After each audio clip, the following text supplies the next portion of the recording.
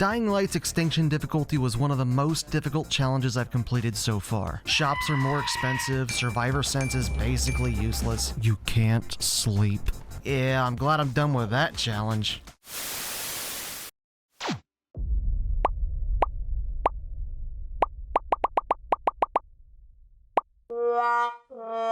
You guys just love to see me suffer, don't you? Alright, we're doing it. Let's finish this. So we start off the gameplay with this really loud cutscene. Ah, there we go. We pull this guy in from the sewers or something, I assume, and he mentions a group of people that domesticate zombies and don't get infected even if they're bitten. He was carrying this map that looks like an escape from Haran, and being at this point in the story, the tower and its survivors are becoming desperate for Antizin. So, a way out is looking pretty sweet right about now. Long story short, I yoink the map and go take a trip to the countryside to see what's up. Crap. Crap. Oh, come on. I haven't even gotten to the game yet. Finally.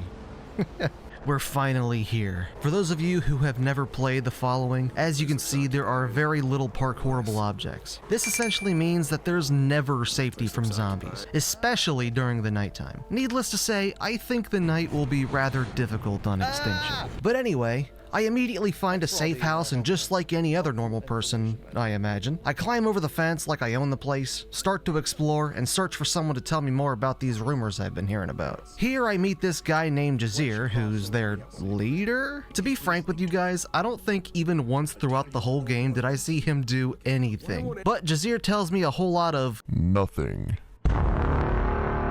and sends me away. As soon as I step foot outside, I'm called over by this wacko. His name's Khan, and he's willing to tell me more about what's going on in this place if I become his driver and do business with him. So I guess I don't have much of a choice. First things first, we need a car. And since I can't exactly go to my nearest dealer to pick one up, I've got to yoink the next best thing from someone else. Hey, be discreet about it, all right? Yes, of course. Discreet. That's me, that's my middle name. Discreet gunshot, discreet slashing slice, discreet slashing slice.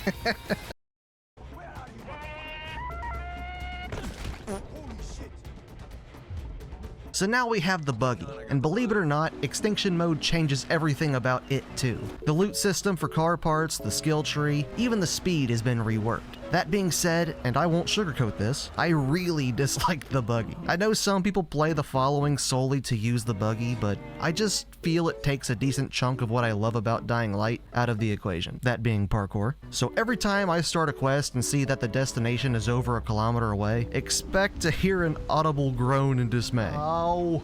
But anyway, I informed Khan that I have the buggy, but he doesn't respond. Turns out that he was kicked out of the community because he was too loud or something, and instead I now get to meet and learn a tiny bit more about Jade 2.0. Her name's Ezgi, and she, along with the rest of the community, think I'm here to just steal and be rude. So they give me a quest that will prove I'm here to help them. Apparently some bandits have gathered at the water treatment plant, and now it's my job to clear them out and get the water running again. Subject type 9? Go around to the side, climb the ladder. Ooh. Ooh. What the heck is that thing? Screw the side, I'm going in here. Look at that guy. Let's just say if something rocks my screen from him just kind of jiving there like that, maybe let's stay away from him. These bandits are occupying this space for their own personal gain, the scoundrels. So I take it upon myself to dish out some good old-fashioned karate to take back what's rightfully the people's. Turns out, however, that they possess my truly one and only weakness. Gun. Due to this entirely unforeseeable circumstance, I die many more times than I probably should have, but eventually with enough precise maneuvers, I'm able to proceed. While fighting, I heard someone screaming for help, so time to go see who it was.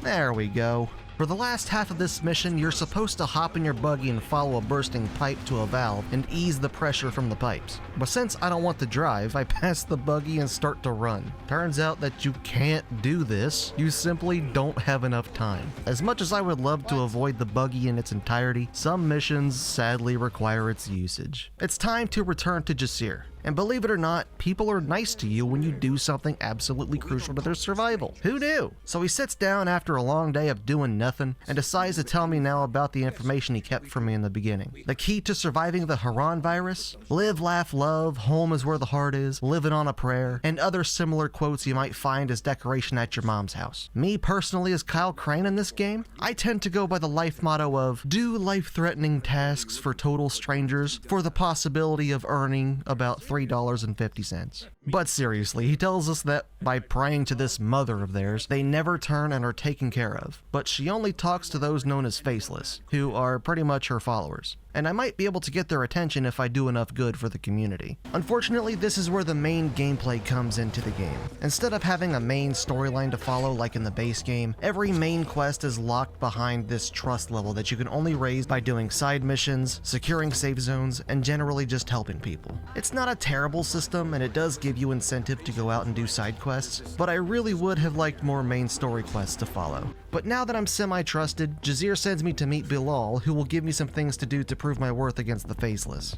At this point in the playthrough, the night has arrived, and I think I need to mention just how much more dangerous it is in comparison to the base game. You see, in the slums and Old Town, if you're going out at night, you just need to parkour well to get away from the volatiles. It's still terrifying, but there's at least some counterplay to them. In the following, however, your only defense is stealth and the buggy. Extinction difficulty makes volatiles spot you instantly, so stealth is out of the equation. So that leaves your buggy as your only line of defense. So you better hope you're a good driver, which I'm not.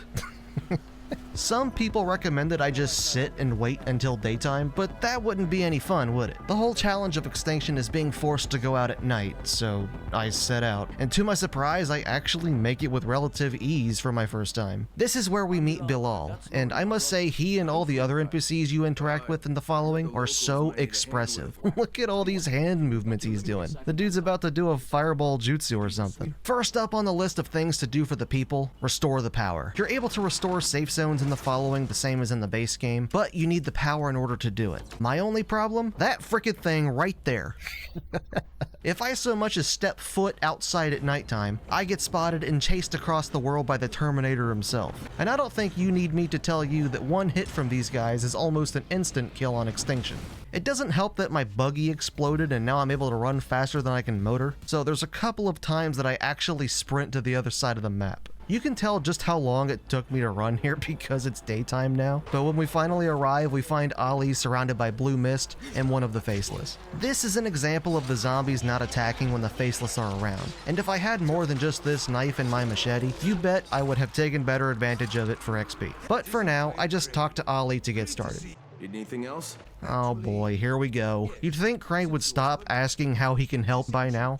The main transfer switch must have thrown. It'll need resetting. Where is it? Oh, you know, it's just past the Demolisher I've appropriately named Ferdinand, through the Tunnel of Death with tons of toads and zombies, through some sewers, and it'll be just on your right. Once all of that is taken care of, we're still not done yet. Apparently the Faceless decided to bounce, so Ali had to pack up since he would have been snacked on otherwise. So I make my way up to cover him while he finishes. I wasn't aware of this being a defend mission, so I quickly have to craft a repair toolkit and break out some of my best weapons, Rise's machete and one of the kitchen knives I stole from his men. And I'm glad I did, because the virals just kept coming. They only really stopped momentarily when I tried camouflaging myself. For some reason the zombies only seem interested in me, and when I wasn't around for them to notice, they just walked away. It didn't last forever, but it bought me so much time that the rest was easy, earning me a level in trust. This also gives me a level in power, which I use to unlock the adrenaline ability. This gives me a burst of health when I hit critical, essentially giving me a free health kit. Definitely my best upgrade so far. After a quick and brisk 2-kilometer walk back to Jazir, I've earned the right to at least speak to the Faceless now. He gives me a worthless crossbow that does about 2 damage as a reward for my work so far, and it's time to do some side questing to get to the next level. There are a ton of side quests that you can do. Avenging Erkan's family by taking out the bandits, retaking the water treatment plant again, and one of the toughest missions, destroying volatile hives. Hives are spawn zones that you can destroy to lessen the amount of volatiles running around at night, and I have made it my personal goal to do at least one of these in the daytime when the volatiles are at their most frequent inside. As you could probably guess, this went badly. As I mentioned before, if you get smacked by a volatile even one time, you take a ridiculous amount of damage. But they also have this spit stuff that's also unbelievably deadly to you in Extinction. And in order to clear that hive, you need to get past them to attack these mother volatiles? I have no idea what they are. Luckily for me, there's this massive gorge separating me from the volatiles, so when they jump to get me, I can shoot them mid-air and have them plummet to their doom. But that doesn't stop them from shooting stuff at me, and some still get past. And when they do, yeah. Eventually, however, the hive is cleared, and I can make my way on to the next mission. Now we're considered an ally of the Faceless, and we're invited to attend one of their meetings, or whatever's happening here. So I hop into my piece of garbage on wheels and reach my destination after about 3 hours of travel. Not much happens here other than blue smoke being wafted into my face and meeting the mother face to face. After that, it's back to doing side quests. Firstly, I investigate some strange noises in the park. I kid you not, I died here about 8 times simply because these boxes didn't cover the entire ground under the well you were supposed to fall down into. But once I got down to the bottom, we found out pretty quickly why they were stockpiling food in the cave. Then I'm recruited to check out some strange occurrences in a nearby field, where I find this dingus just standing there because some of the elixir stuff was spilled. Luckily, I didn't have to fight him because of the blue mist, but the Faceless tells me to return to Jazir so they can explain. Apparently, the blue mist is an elixir that the mother created, and they're beginning to run out of it, so my next task is to go to a nearby cave to get more. The cave isn't too far away, and when I get there, there's these like 3 times the size of normal virals just running around the place. The blue smoke keeps them at bay though, so I take them out to get some pretty crazy and easy XP. Eventually, I came across a military convoy inside the cave where there's tons of guns, ammo, and grenades. Other than those, turns out I came all this way for nothing, since Rise's thugs are here now, and they seemingly stole what we're looking for. Guess what's after a main mission? Come on, you should get this by now. Say it with me. Side questing. That's right, we need to do more things before we can continue the story. So let's get started. First, I find out Ezgi's gone missing from Jazir, who thinks she might be at this guy named Ozan's house. Ah, boyfriend, huh? That little prick. He never worked a day in his life. Jazir, you have no right to talk about not working. But anyway, I do head to Ozan's house. At this point, it's nighttime, so everything is, of course, way more dangerous, so I have to be extra careful. I somehow make it unscathed to the farm and find Ozan. It took me most of the night because I didn't know I had to also look at this random girl's body that at the time was surrounded by zombies. But now I have to go find Ezgi at her camp that's currently infested with some hardcore zombies. The only really rough one to beat was the Demolisher, but after breaking his armor with a few grenades, I made some pretty easy work of him. Ezgi and this girl, who I've completely forgotten the name of, are trying to run away, taking a tunnel back to Haran, because as we all know, Haran is one of the safest places on Earth, right? But Crane, being the good guy he is, decides to check the tunnel for them first to make sure it's safe. I was live streaming this at the time, and chat was warning me this would be a hard mission. It's a good thing I went to check out the tunnel for Ezgi, because it's a volatile hive. Honestly, at this point in the playthrough, you'd think I'd have some sort of plan for these, right? Well, I don't. My plan consists of sprinting inside as fast as I can, and hoping I slice up the things fast enough to clear the hive before I die, which I somehow managed to do on my first try. So I contact Ezgi and tell her it's a bad idea, but she's good to go now. She doesn't listen to me, and not 10 minutes later she calls back saying something went wrong. So I guess I'm going straight back to the tunnel, even though I just left there. So after a brisk stride back, I see that her unknown friend that I still don't know the name of has turned. So I take her out. Ezgi refuses once again to come home, and after she tells us she made it to Troy later, we never see her again. I wonder what happened to her. Next up on the list, mail. A child told me he was supposed to get a letter from his mom, so we actually can't say no to a request like that. I go to the UPS store, find about 30 letters addressed to a bunch of different people, but don't find the child's package. It might have gone out on a mail truck though, so it's time to scavenge. Not this one. There we go. After I get back, I tell Jazir, ending the mission and maxing out my trust level. Honestly, if I had to choose which quest to max my level for, this would be it. I'm content with this. At this point, there's only a couple of missions left before the end. One of the Faceless lost contact with someone named Attila, who I think was studying their cult or something. Long story short, I was asked to check on him. So I went to his house. Nope. broke into his home and found him there drinking. I guess he's found out he's dying, and now since his electricity is out and there's a massive horde of infected outside of his home, he can't do anything other than sit right there in that chair. The first thing he wants me to do is turn on the power. Easy enough.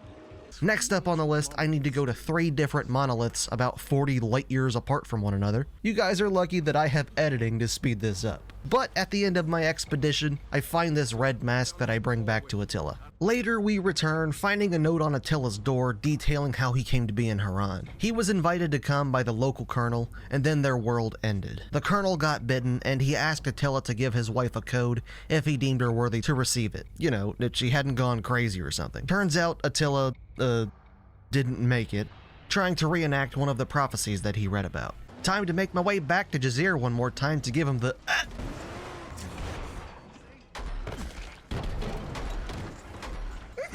and give him the book and mask to give the Faceless before we drive off. Remember earlier when I did the military convoy mission? Well, there's still one Faceless missing from the 3 I was trying to find, and we think we know where to find him now. I just have to go save him. He's at the local granary, being held captive by Rice's thugs, so this can only go well, right?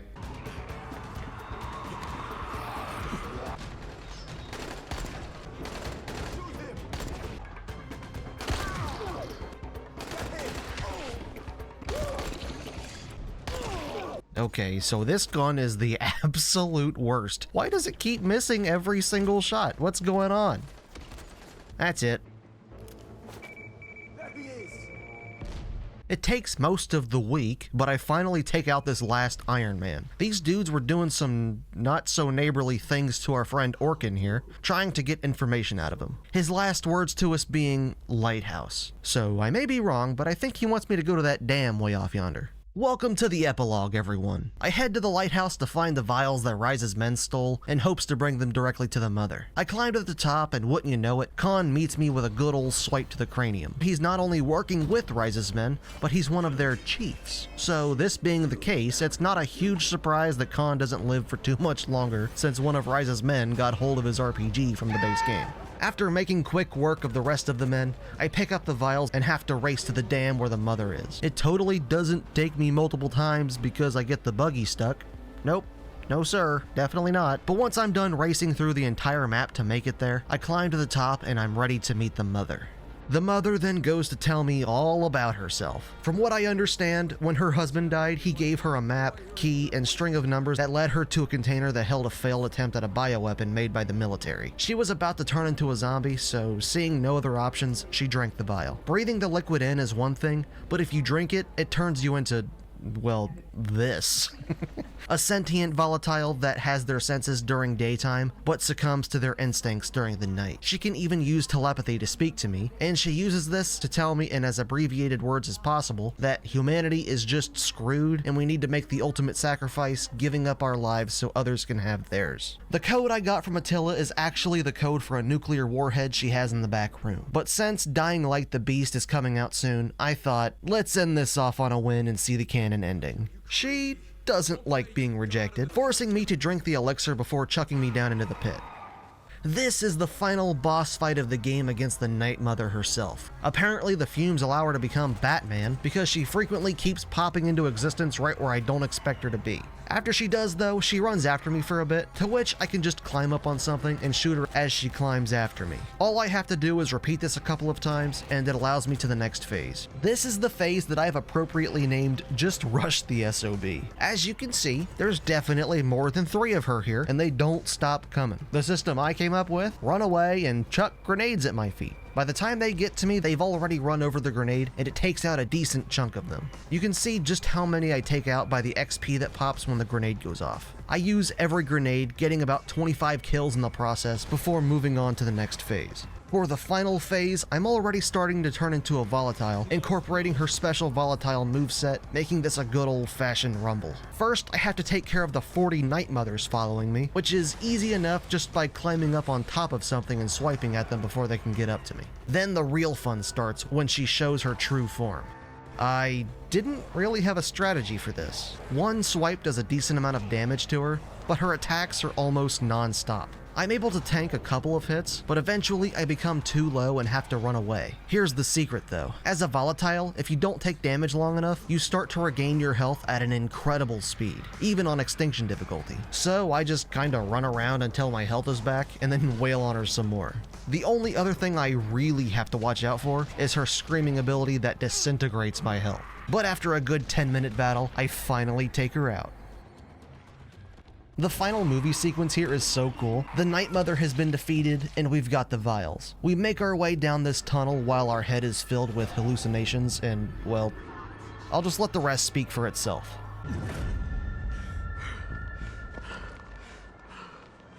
Where am I?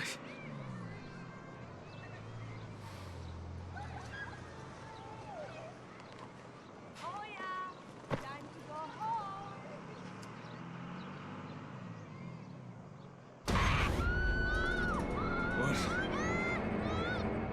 What's going on?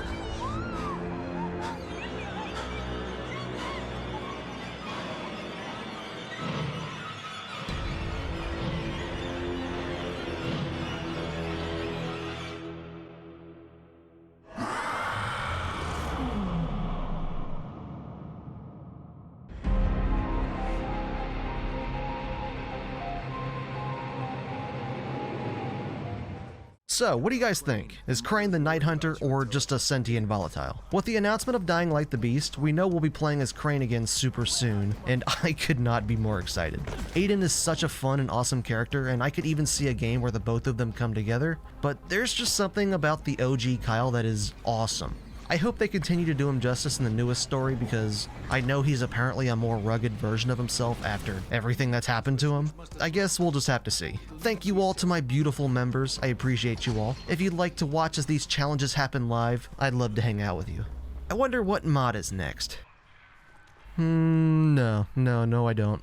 I already know what I'll be up to soon.